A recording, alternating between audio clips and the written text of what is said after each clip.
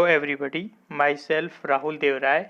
Welcome to my YouTube channel Social Science worksheet number 41. Today's topic Lifelines of National Economy. राष्ट्रीय अर्थव्यवस्था की जीवन रेखाएं। राष्ट्रीय अर्थव्यवस्था की जीवन रेखाएं के अंतर्गत आज के वर्कशीट में हम लोग वायु परिवहन के बारे में अध्ययन करेंगे। पिछली वर्कशीट में हम लोगों ने सड़क परिवहन, रेल परिवहन, पाइपलाइन परिवहन और जल परिवहन के बारे में अध्ययन किया था। आज की वर्कशीट में हम लोग वायु परिवहन के बारे में अध्ययन करेंगे। वायुयान यातायात का तीव्रतम लेकिन महंगा साधन है। यानी कहने का मतलब यह है कि यातायात में देखा जाए तो सबसे तेज गति से हम एक स्थान से दूसरे स्थान तक अगर पहुंचते हैं तो उसके लिए हम लोग वायुयान का प्रयोग करते हैं। भारत जैसे विशाल तथा व्यापक जलवायु विविधता वाले देश में वायु परिवहन का महत्व काफ़ी बढ़ जाता है। क्यों बढ़ता है? क्योंकि जहां पर हम सड़क परिवहन और रेल परिवहन की सुविधा अगर नहीं मुहैया करा पाते हैं, वहां पर हम वायु परिवहन के माध्यम से हम आवागमन को संचालित कर सकते हैं। वायु परिवहन आंतरिक परिवहन के साथ दूसरे देशों के साथ संपर्क स्थापित करने की दृष्टि से भी काफ़ी महत्वपूर्ण है। यात्रा एवं माल परिवहन के अलावा देश की रक्षा के लिए भी वायु यातायात का विकास आवश्यक है। जैसे अभी आप फिलहाल वर्तमान में देखिए, भारत सरकार द्वारा लद्दाख के जो पूर्वी उत्तरी लद्दाख है, जहाँ पे हमारा LAC है, चीन के बॉर्डर से सटा हुआ LAC जो एरिया है, वहाँ पे तेजी से वायु परिवहन का विकास किया जा रहा है। आपातकालीन स्थिति में यानी इमरजेंसी में एयर ट्रांसपोर्टेशन जो है, वायु परिवहन की सुविधा महत्वपूर्ण भूमिका निभाती है। आपातकालीन स्थिति का अगर उदाहरण देखें तो 1990-91 में खाड़ी युद्ध के दौरान जॉर्डन एवं अन्य खाड़ी देशों से नागरिकों को वापसी के रूप में भारत लाया गया था। जो भी प्रवासी मजदूर थे, जो भारतीय निवासी थे और जॉर्डन और खाड़ी देशों में रोजगार प्राप्ति के लिए वहां पर गए थे, तो उनको तत्काल रूप से भारत सरकार ने तुरंत वहां से लाया। और बच्चों, आप लोगों को ध्यान होगा कि 2016 में इसी घटना पर आधारित एक मूवी भी आई थी जिसका नाम था एयरलिफ्ट। उसमें दिखाया गया है कि कैसे भारतीय विमानन कंपनी एयर इंडिया द्वारा भारतीय नागरिकों को खाड़ी देशों से भारत लाया जाता है। लगभग एक अनुमान के मुताबिक 1 लाख से ज़्यादा लोगों को 1991 में खाड़ी युद्ध के दौरान भारत के लिए उनको एयरलिफ्ट कराया गया था। यानी तत्काल खाड़ी देशों से उनको भारत लाया गया था। तो यहाँ तक देखा जाए तो एक बहुत महत्वपूर्ण भूमिका निभाया वायुयान ने आपातकाल के दौरान।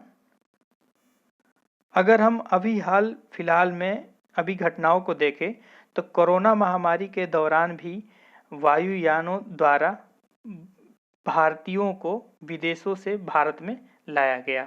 तो कहने का तात्पर्य यह है कि आपातकालीन परिस्थितियों में भी सबसे अच्छा परिवहन के रूप में वायुयान को माना जाता है। कोरोना महामारी के दौरान विश्व के अलग अलग देशों से भारतीय नागरिकों की वापसी हो, वायु यातायात ने एक महत्वपूर्ण कार्य किया है। हिमालय के सुदूरवर्ती क्षेत्रों में सड़क एवं रेल सुविधा के अभाव के कारण वायु यातायात का ही सहारा लिया जाता है।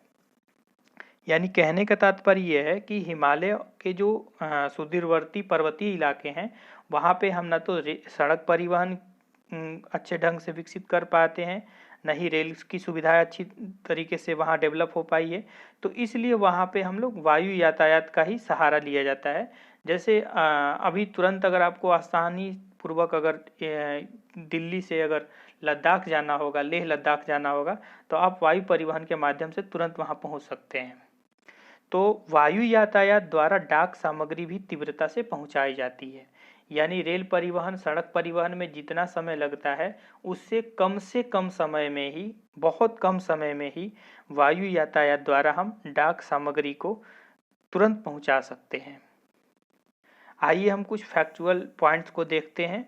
जैसे पहला पॉइंट है 1953 में वायु परिवहन का राष्ट्रीयकरण किया गया। इस पॉइंट को याद रखिएगा, ये एग्जाम में 1 नंबर में क्वेश्चन पूछ सकता है। भारत में 1953 में यानी 1953 में वायु परिवहन का राष्ट्रीयकरण किया गया। एयर इंडिया घरेलू और अंतर्राष्ट्रीय वायु सेवाएं प्रदान करती है। भारत की जो प्रमुख विमानन कंपनी है एयर इंडिया, इसके द्वारा घरेलू यानी भारत के अंदर जो हवाई यात्रा है उसको और अंतर्राष्ट्रीय वायु सेवाएं दोनों को प्रदान किया जाता है। वर्तमान समय में भारत का वायु अनुबंध लगभग 103 देशों के साथ है। यानी भारत 103 देशों के साथ एयर फैसिलिटी के लिए, वायु सेवा के लिए अनुबंध एग्रीमेंट कर चुका है। हमारा अगला पॉइंट है पवन हंस हेलीकॉप्टर लिमिटेड। यानी हम पवन हंस हेलीकॉप्टर लिमिटेड के बारे में अध्ययन करेंगे। 1987 से कार्यरत और 1985 में स्थापित पवन हंस हेलीकॉप्टर्स लिमिटेड, यह भारत की अग्रणी हेलीकॉप्टर कंपनी है जो विश्वसनीय हेलीकॉप्टर संचालन के लिए जानी जाती है। इसकी स्थापना मूलतः तेल एवं प्राकृतिक गैस निगम ONGC को तेल संबंधी खोज के लिए हेलीकॉप्टर सहायता उपलब्ध कराने के लिए की गई थी। इसका मुख्यालय दिल्ली के सफदरगंज एयरपोर्ट पर है, जबकि कॉर्पोरेट ऑफिस नोएडा में है। देश के अगम एवं दुर्गम भागों जैसे उत्तर पूर्वी राज्यों जम्मू कश्मीर, लद्दाख, हिमाचल प्रदेश और उत्तराखंड के आंतरिक भागों में हेलीकॉप्टर सेवाएं उपलब्ध करवाता है। यानी पवन हंस हेलीकॉप्टर भारत के सुदूरवर्ती क्षेत्रों में हेलीकॉप्टर सेवाएं उपलब्ध कराता है। अगला पॉइंट है भारत में वायु परिवहन की शुरुआत। भारत में वायु परिवहन की शुरुआत 18 फरवरी 1911 में हुआ था, जब इलाहाबाद से नैनी तक वायुयान से डाक ले जाया गया। यह दुनिया की पहली मेल सेवा थी। यानी डाक सेवा के रूप में दुनिया में पहली बार भारत में ही वायुयान को उड़ाया गया था। ये ऊपर में जो आप चित्र देख रहे हैं, ये पुराना मॉडल पर आधारित वायुयान है। ये 1911 का है, पूरा फिगर जो दिया गया है आपके सामने। ये इतनी बड़ी, ये पहले का ये एरोप्लेन है। ये इसी से डाक सेवा सबसे पहले इलाहाबाद से नैनी के बीच में पहुंचाया गया था। ये इतनी बड़ी है। नेक्स्ट पॉइंट है भारत के प्रमुख अंतर्राष्ट्रीय हवाई अड्डे। तो भारत के प्रमुख अंतर्राष्ट्रीय हवाई अड्डे कौन कौन से हैं, इसको देखते हैं। वैसे तो देखा जाए भारत में कई बहुत प्रमुख अंतर्राष्ट्रीय हवाई अड्डे हैं, लेकिन उनमें से केवल हमें 4 के बारे में इस वर्कशीट में अध्ययन करना है। और याद रखना, मानचित्र में भरने के लिए यह इनमें से कोई एक आएगा। तो मानचित्र में भरने के लिए 1 नंबर में क्वेश्चन पूछ सकता है कि भारत के कोई भी एक अंतर्राष्ट्रीय हवाई अड्डे का नाम आपको मैप में दिखाना है। भारत में अंतर्राष्ट्रीय हवाई अड्डे, तो भारत के जो प्रमुख अंतर्राष्ट्रीय हवाई अड्डे हैं उनमें जो पहला नाम है वो है छत्रपति शिवाजी हवाई अड्डा, सांता क्रूज, मुंबई। यानी आप इस मैप में देख सकते हैं कि जो छत्रपति शिवाजी टर्मिनल है, जो छत्रपति शिवाजी जो एयरपोर्ट है वो है मुंबई में। यानी ये मुंबई है, मुंबई का ये छत्रपति शिवाजी एयरपोर्ट मैप में भरने के लिए आ सकता है, तो इसको ध्यान रखना। दूसरा जो प्रमुख अंतर्राष्ट्रीय हवाई अड्डा है उसका नाम है इंदिरा गांधी अंतर्राष्ट्रीय हवाई अड्डा, पालम, दिल्ली। यानी दिल्ली में स्थित इंदिरा गांधी इंटरनेशनल हवाई अड्डा है। आप यहाँ पे मैप में देख सकते हैं, ये आपका दिल्ली का है पालम, ये वाला पॉइंट है, इंदिरा गांधी इंटरनेशनल एयरपोर्ट, पालम, नई दिल्ली। तीसरा जो भारत का प्रमुख अंतर्राष्ट्रीय हवाई अड्डा है वो है सुभाष चंद्र बोस हवाई अड्डा, दमदम, कोलकाता। यानी दमदम कोलकाता को हम लोग मैप में देखते हैं, यहाँ पे ये वाला जो है पोर्शन, ये दमदम एयरपोर्ट है, ये वाला कोलकाता यहाँ पे। भारत का जो चौथा प्रमुख अंतर्राष्ट्रीय हवाई अड्डा है उसका नाम है मीनम्बकम हवाई अड्डा, चेन्नई में।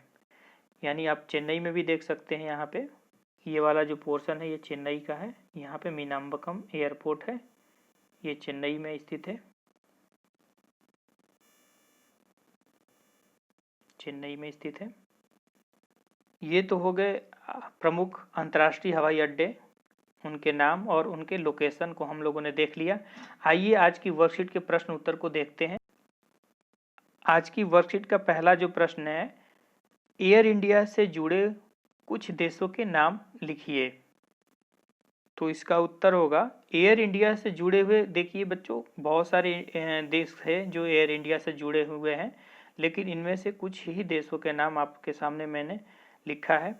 एयर इंडिया से जुड़े हुए कुछ देशों के नाम संयुक्त राज्य America, Australia, Japan, Britain, Germany, Canada, Kuwait, Saudi Arab इत्यादि देश हैं। प्रश्न नंबर 2 है, उत्तर पूर्वी राज्यों में वायु परिवहन महत्वपूर्ण क्यों है? इसका पहला पॉइंट है रेल तथा सड़क परिवहन का अभाव होना, दुर्गम तथा पहाड़ी क्षेत्र होने के कारण रेल व सड़क का विकास कम होना, इसलिए यहाँ पे वायु परिवहन बहुत महत्वपूर्ण है। बाढ़ग्रस्त क्षेत्र होने से वायु परिवहन महत्वपूर्ण होता है। जैसे देखा जाए असम का पूरा जो इलाका है बाढ़ग्रस्त क्षेत्र से प्रभावित हो जाता है, तो उस समय वायु परिवहन ही असम के लिए सबसे महत्वपूर्ण परिवहन का साधन होगा। तीसरा जो प्रश्न है, वायु परिवहन का राष्ट्रीयकरण कब किया गया? यानी आपको बताना कि भारत में वायु परिवहन का राष्ट्रीयकरण कब किया गया। वायु परिवहन का राष्ट्रीयकरण 1953 में किया गया था। चौथा प्रश्न है, आपातकालीन परिस्थिति में कौन सा परिवहन सबसे अधिक उपयुक्त है? तो इसका उत्तर है वायु परिवहन। आज की वर्कशीट के प्रश्न उत्तर बहुत ही आसान थे। आशा करता हूं कि आप लोगों को बहुत अच्छे से समझ में आया होगा। आप अपने सुझाव, आपको इस वर्कशीट से रिलेटेड कोई प्रश्न है तो कमेंट बॉक्स में कमेंट करके आप पूछ सकते हैं। वर्कशीट को समझने के लिए पूरी वीडियो को देखें, वीडियो को स्किप ना करें। पूरी वीडियो देखेंगे तो आपको समझ में आएगा। और बोर्ड एग्जाम्स में इस चैप्टर के इस पॉइंट से लगभग 3 मार्क्स के क्वेश्चन आ सकते हैं। 1 नंबर का क्वेश्चन जो है आपके मैप से रिलेटेड जो है वो तो कन्फर्म आएगा। तो इस वीडियो को पूरा देखें, और जो अभी तक मेरे चैनल को सब्सक्राइब नहीं किए हैं चैनल को सब्सक्राइब कर दें। आज के लिए बस इतना ही, मिलते हैं नेक्स्ट वर्कशीट में। Thanks for watching.